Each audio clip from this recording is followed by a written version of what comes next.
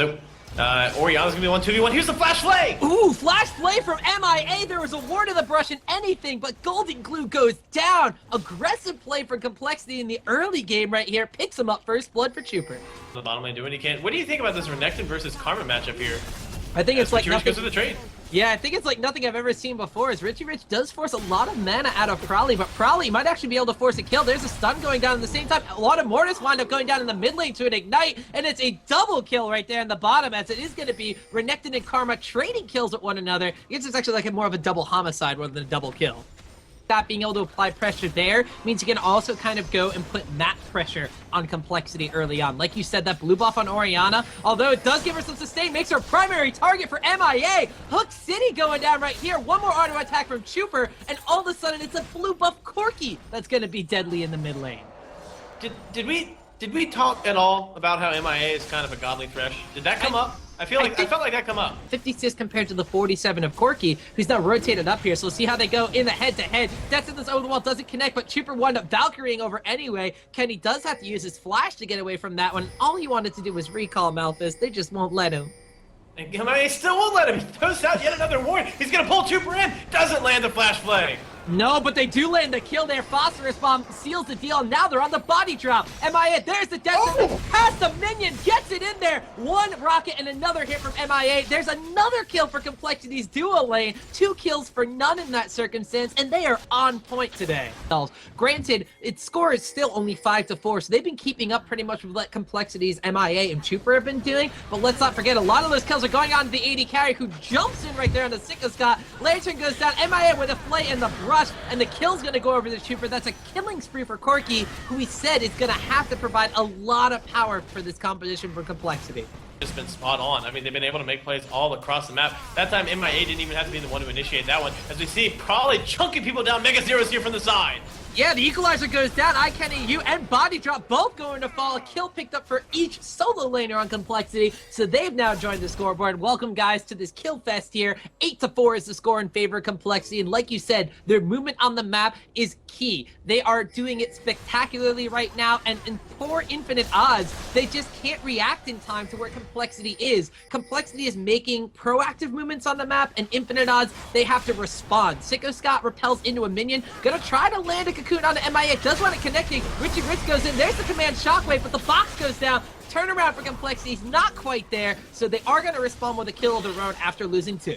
Knows there's no wards there, but he, Chuper, and Lotta Mortis are now going to be a 3-man tower siege squad as they continue to wail away on the second tier 2 tower. Hooking on the Richie Rich in tower range, doesn't even matter. There is the slam dunk. Richie Rich has to pop the dominance to get away. Chuper goes in with the equalizer underneath his Valkyrie. Looks impressive, flashes back to the lantern. Clutch save there by MIA as that compLexity pile down into this lane. A flash away from Sicko Scott will finally shut down Chuper. He's going to go down, but it sets up a good shockwave. Picks up a kill onto, looks like, MIA, but probably picks up 2 kills on top of that with a mantra on his Q. They're going to continue pushing down into this bottom lane while Sicko Scott was away taking top tower. Flash from Body Drop barely gets him out of that one as Sicko Scott, ICanEU joins the party as ICanEU is going to force back the members of compLexity that still are alive. And overall, it looks like it's just going to be a 1-for-2 trade actually in favor of infinite odds.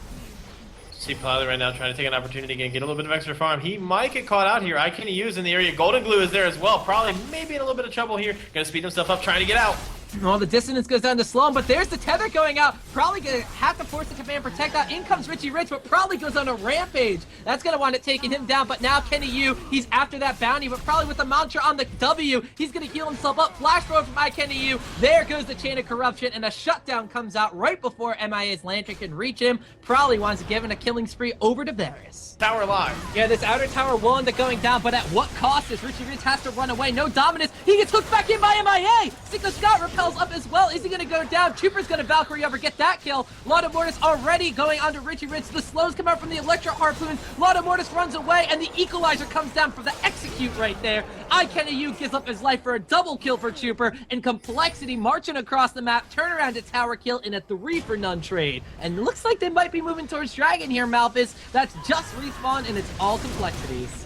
TNT that Varus has picked up and says he wants them for himself. Mortis coming in from the side. No ultimate available yet. Vault Breaker threw on the equalizer. iKennyU. It looked like he thought the ultimate was available, but it's not. He's going to get shut down right there. Killing 3 for 2 for Crescendo comes across, but there's no damage anymore for the side of Infinite Odds. Hook back in on the Sona. Actually sets up a good command shockwave for Golden Glue, but there's no team left for the damage. 4 for 0 in favor of compLexity, and the half HP inhibitor tower is looking like a dead HP inhibitor tower.